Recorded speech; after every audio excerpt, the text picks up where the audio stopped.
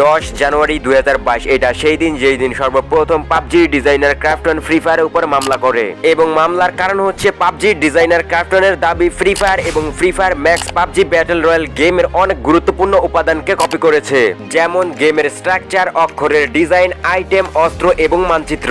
এবং এই মামলাটি যুক্তরাষ্ট্রের ক্যালিফোর্নিয়া আদালতে করা হয়েছিল, যেখানে পাবজি ডিজাইনার ক্রাফটনের দাবি ফ্রি ফায়ার এবং ফ্রি ফায়ার ম্যাক্স তাদের কপি। শুধুমাত্র তাই নয়, অনেক সময় দেখা যায় ফ্রি ফায়ার এবং পাবজি প্লেয়ারদের মধ্যে লড়াই লেগে গেছে। পাবজি প্লেয়াররা বলে যে ফ্রি ফায়ার হচ্ছে পাবজির কপি, আবার ফ্রি ফায়ার প্লেয়াররা বলে যে পাবজি হচ্ছে ফ্রি ফায়ারের কপি। তো আজকের এই ভিডিওতে আমরা দেখব ফ্রি ফায়ার পাবজি থেকে কি কি কপি করেছে, আর অন্য কোনো একটা ভিডিওতে আমরা এটা দেখব যে পাবজি ফ্রি ফায়ার থেকে কি কি কপি করেছে। So let's begin.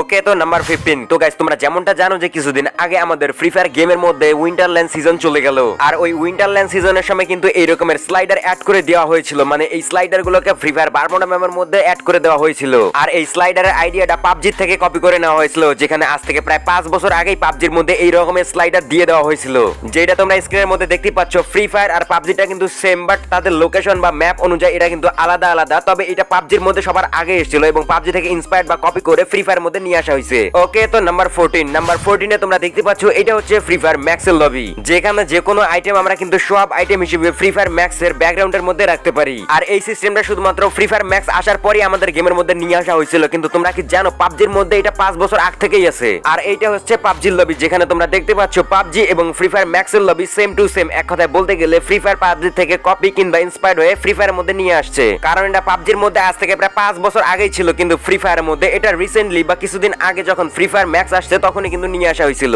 ওকে, তো নাম্বার 13 এ রয়েছে ফ্রি ফায়ারে থাকা মিনি লঞ্চ প্যাড, যেটা আজ থেকে প্রায় 1 থেকে 1.5 বছর আগে ফ্রি ফায়ারের মধ্যে নিয়ে আসা হয়েছিল, যেটা ইউজ কিংবা ব্যবহার করার মাধ্যমে আমরা এক জায়গা থেকে অন্য জায়গায় খুব দ্রুত গতিতে যেতে পারি। আর এই মিনি লঞ্চ প্যাডটা ফ্রি ফায়ারের মধ্যে আসছে আজ থেকে প্রায় 1 থেকে 1.5 বছর আগে। কিন্তু এখন যদি আমরা বলি পাবজির কথা, তাহলে পাবজির মধ্যে এই সিস্টেমটা অনেক আগ থেকেই আছে, যেখানে পাবজির মধ্যে মিনি লঞ্চ প্যাড হিসেবে এইটা আছে। আর এটার মধ্যে তোমাদেরকে ঢুকে যেতে হয় একটা ক্যাপসুলের মতো, এবং ঢুকে যাওয়ার পর তোমরা যে ডিরেকশনে যাইতে চাও বা যে ডেস্টিনেশনে যাইতে চাও সেটা সোজা করে ইউজ বাটনে ক্লিক করলে এইরকম করে আকাশে নিয়ে যাবে। বাট এইটার মধ্যে ফ্রি ফায়ার থেকে একটু ভিন্নতা আছে। ফ্রি ফায়ার মধ্যে কোনো ধরনের প্যারাশুট ইউজ করা হয় না, কিন্তু পাবজির মধ্যে প্যারাশুটও ইউজ করা হয়। এখন যদি এক কথায় বলতে যাই, তাহলে পাবজির মধ্যে এটা আগে আসছিল এবং ফ্রি ফায়ার মধ্যে এটা পরে আসছিল। তার মানে আমরা এটা বলতে পারি যে পাবজির থেকে ইন্সপায়ার্ড কিংবা কপি করে ফ্রি ফায়ার এটাকে নিয়ে আসছিল। ওকে, তো নাম্বার 12। আমাদের ফ্রি ফায়ার থাকা আই বাটনের মাধ্যমে আমরা কিন্তু ফ্রি স্টাইলে গেম প্লে করতে পারি কিংবা রান অবস্থায় পিছনের দিকেও তাকাতে পারি। কিন্তু তোমরা কি জানো এটা পাবজির মধ্যে সর্বপ্রথম এসেছিল, যেটা তোমরা দেখতেই পাচ্ছ। এই আই বাটনটা আমাদের ফ্রি ফায়ার গেমে অনেক আগ থেকেই আছে, কিন্তু তার আগ থেকেই মূলত এটা পাবজির মধ্যে ছিল।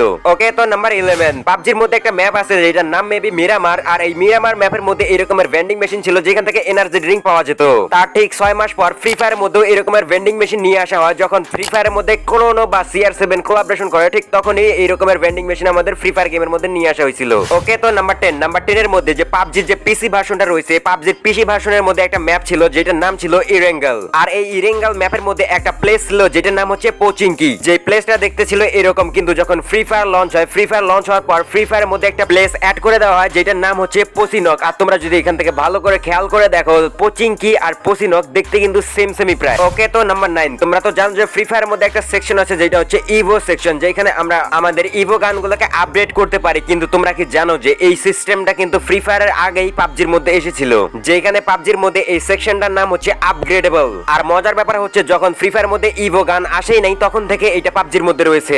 ওকে, তো নাম্বার 8 এর মধ্যে যদি তোমরা দেখো যে ফ্রি ফায়ারের মধ্যে কিন্তু একটা সিস্টেম হয়েছে যেটা হচ্ছে উপর থেকে, মানে প্লেনের উপর থেকে তোমরা প্রত্যেকটা লোকেশনের নাম দেখতে পারবা। এই সিস্টেমটা কিন্তু আগে থেকে ফ্রি ফায়ারের মধ্যে ছিল না। যেমনটা তোমরা দেখতে পাচ্ছ ল্যান্ডিং করার সময় কিংবা প্লেনে থাকা অবস্থায় প্রত্যেকটা জায়গার নাম কিন্তু ম্যাপের উপরে বড় বড় অক্ষরে শো হয়। আর এখানে দেখো পাবজির মধ্যে এটা কিন্তু পাবজির মধ্যে অনেক আগে থেকেই ছিল, কিন্তু এটা থেকে কপি করে ফ্রি ফায়ার নিজের গেমে নিয়ে আসছে, অর্থাৎ ফ্রি ফায়ারের মধ্যে নিয়ে আসছে। আগে কিন্তু ফ্রি ফায়ারের মধ্যে এই রকমের সিস্টেম ছিল না, এটা পাবজি থেকে কপি কিংবা ইন্সপায়ার্ড হয়ে গেমের মধ্যে নিয়ে আসছে ফ্রি ফায়ার। ওকে।